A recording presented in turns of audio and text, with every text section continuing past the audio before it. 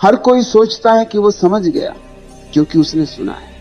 सुनना आसान है, देखना कठिन है। शब्दों को पकड़ना आसान है, शब्दों के पार जाना कठिन।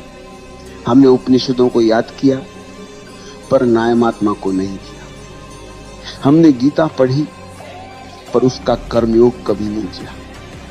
हमने अहिंसा का जयकारा लगाया पर भीतर हिंसा के अनगिनत रूप पाले।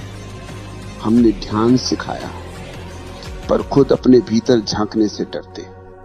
ये विरोधाभास ही भारत की त्रासदी, जहां सत्य का उच्चारण तो होता है पर उसका अनुभव नहीं, जहां ज्ञान तो है पर समझ नहीं, जहां पूजा है पर प्रेम नहीं। जब धर्म शब्द बन जाता है तो आत्मा मर जाती है। जब सत्य शास्त्र बन जाता है तो जीवन समाप्त हो जाता है। जब प्रेम सिद्धांत बन जाता है तो उसका स्पर्श खो जाता है। सत्य को जीने के लिए उसे छोड़ना पड़ता है, शब्दों से, पूजा से, पहचान से।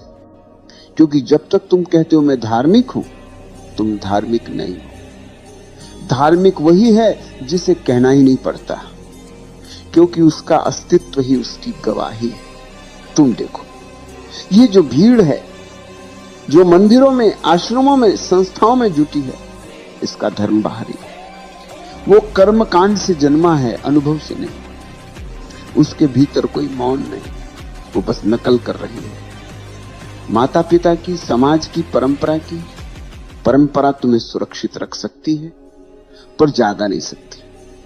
शब्द तुम्हें सिखा सकते हैं पर अनुभव नहीं दे सकते। शास्त्र तुम्हें दिशा दिखा सकते हैं पर चलना तुम्हें ही पड़ेगा। कभी सोचा है भगवान बार बार क्यों लौटे? क्योंकि हर बार उनका कहा किसी ने नहीं सुना। हर बार उनके शब्द तो पकड़ लिए गए पर उनका मौन छूट गया। लोगों ने उनकी शिक्षा को याद रखा